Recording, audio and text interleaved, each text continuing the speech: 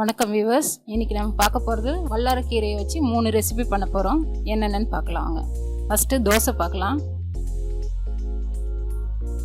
தோசைக்கு இப்போ என்ன எவ்வளோ மாவு யூஸ் பண்ண போகிறீங்களோ அந்த அளவுக்கு ஏற்ற மாதிரி மாவு எடுத்துக்கோங்க. ஒரு கைப்பிடி அளவு 2 கைப்பிடி அளவு வல்லாரை கீரையை அப்படியே மிக்சியில் நல்லா வாஷ் பண்ணிவிட்டு மிக்சியில் போட்டுக்கோங்க. அப்படியே போட்டு அரைச்சிங்கன்னா நல்லா அரைப்படாது. அதனால்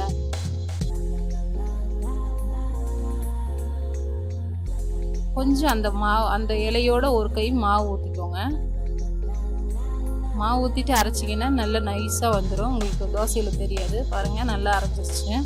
இதை தோசை மாவோடு மிக்ஸ் பண்ணி நம்ம தோசை ஊற்றிக்கலாம்.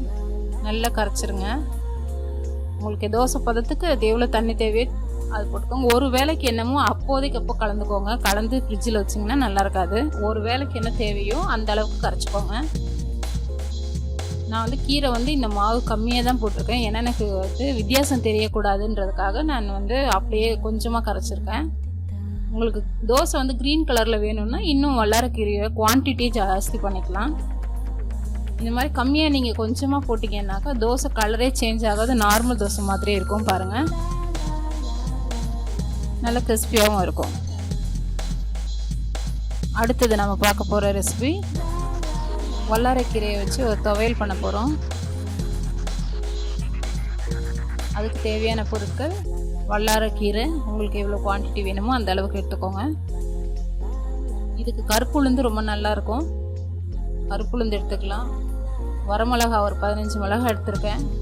கருப்பு உளுந்து வெள்ளை உளுந்து 2 கலந்து எடுத்திருக்கேன் நான். கொஞ்சம் புளி, உப்பு, தேங்காய் துருவல், இதான் நமக்கு தேவையான பொருட்கள். கொஞ்சம் பூண்டு, 10 பல் பூண்டு எடுத்துக்கோங்க.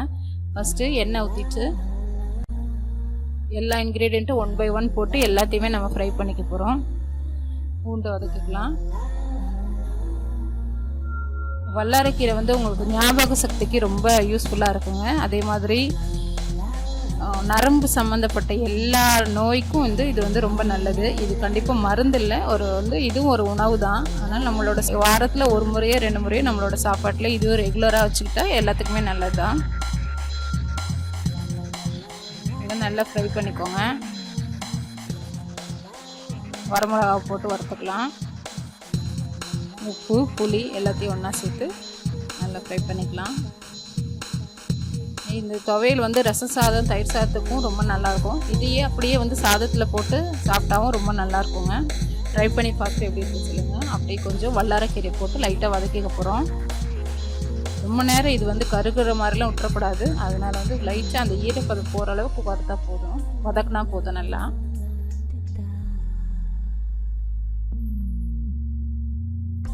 பாருங்கள், நிறைய கீரை இருந்த மாதிரி இருந்துச்சு. வதங்கினோடனே ரொம்ப கம்மியாகிடுச்சு குவான்டிட்டி. அதோட ஸ்டவ் ஆஃப் பண்ணிவிட்டு நம்ம அதில் தேங்காய் பூவை போட்டுக்கலாம்.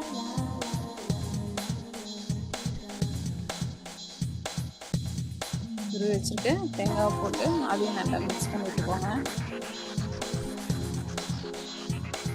நல்லா ஆறட்டும். ஆறுனதும் மிக்சியில் போட்டு அரைச்சி எடுத்துட்டோன்னா இது ரொம்ப நைஸாக அரைக்க வேணாம், கொஞ்சம் கொரகொரப்பாக அரைச்சிக்கோங்க. அப்போ சாப்பாட்டில் போட்டு சாப்பிடவும் தொட்டு சாப்பிட்றதுக்கும் நல்லாயிருக்கும்.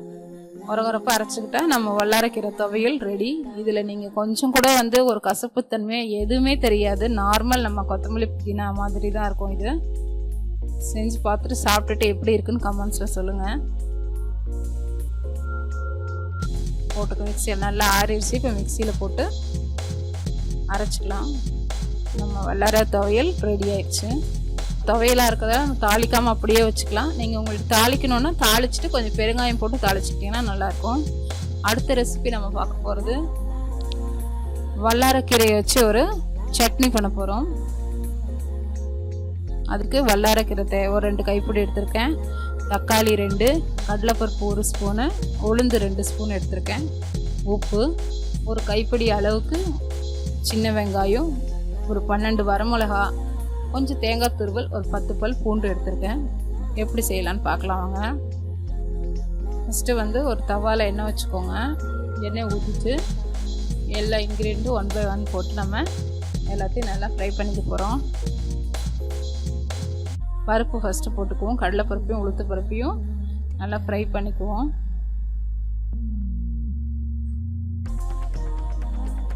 துவையலுக்கெல்லாம் மோஸ்ட்லி நீங்கள் கருப்பு உளுந்து போட்டால் ரொம்ப நல்லது. இந்த கருப்பு உளுந்து உடம்புக்கு ரொம்ப நல்லது. நம்ம அந்த இட்லிக்கெலாம் போட்டோன்னா அதை தோலை பிரித்து எடுக்கிறதுக்கு ரொம்ப கஷ்டமாக இருக்கும். அதே மாதிரி தோலோடு போட்டாலும் இட்லி தோசையோட கலர் சேஞ்ச் ஆயிரும். அதனால் இந்த மாதிரி துவையலுக்கெல்லாம் யூஸ் பண்ணும்போது நீங்கள் கருப்பு உளுந்து போட்டுக்கலாம். பருப்பு நல்லா வதங்கிருச்சு. இந்த உடனே நம்ம சின்ன வெங்காயத்தை போட்டுக்கிறோம். சின்ன வெங்காயம் பூண்டு எல்லாத்தையும் ஒன்றா போட்டு நல்லா அதையும் ஃப்ரை பண்ணிக்குவோம். நல்லா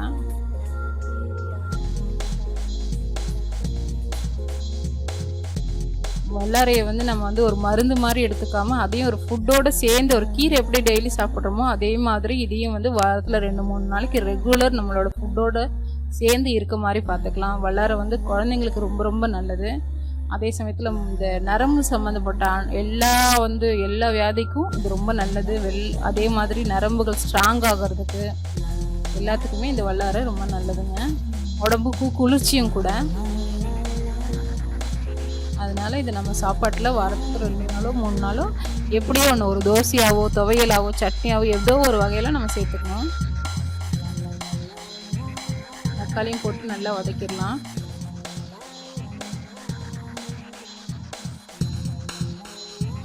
நல்லா வதங்கட்டும். தக்காளி வேணும்னா நீங்கள் கட் பண்ணியும் போட்டுக்கலாம். அதோடய வல்லாரையை போட்டு நல்லா மிக்ஸ் பண்ணிக்கலாம். இதுவும் கொஞ்சம் வதங்கினா போதுங்க. அந்த பச்சை வாசனை போனால் போதும்.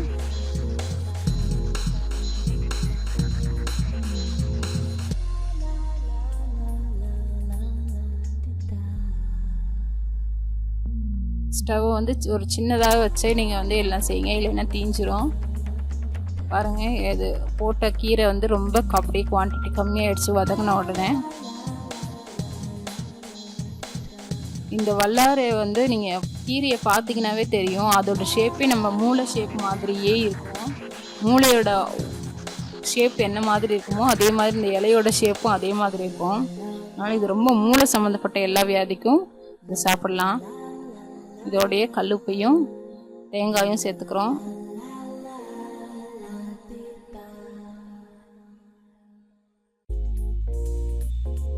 ஸ்டவ் ஆஃப் பண்ணிடலாம். தேங்காய் வதக்க வேண்டியதில்லை, ஆறட்டும். நல்லா ஆறின உடனே இதை நம்ம மிக்சியில் போட்டு அரைச்சிக்கலாம். நல்லா ஆறிடுச்சு, போட்டு அரைச்சிக்கலாம். இப்போ நம்ம அரைச்சாச்சு. இது கொஞ்சம் லிக்விடாக வச்சுக்கோங்க. நல்லா லிக்விடாக இருந்துச்சுன்னா சப்பாத்திக்கு, இட்லி, தோசை அந்த மாதிரி எல்லாத்துக்குமே இதை யூஸ் பண்ணிக்கலாம். எண்ணெய் கடுகு போட்டு தாளிச்சிக்கலாம்.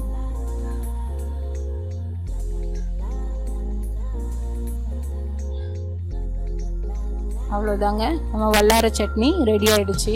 இந்த 3 ரெசிப்பியும் நீங்கள் செஞ்சு பார்த்துட்டு எப்படி இருக்குன்னு சொல்லுங்கள். உங்களுக்கு இந்த வீடியோ பிடிச்சிருந்தா லைக் பண்ணுங்கள், ஷேர் பண்ணுங்கள், மறக்காமல் கமெண்ட் பண்ணுங்கள். நன்றி.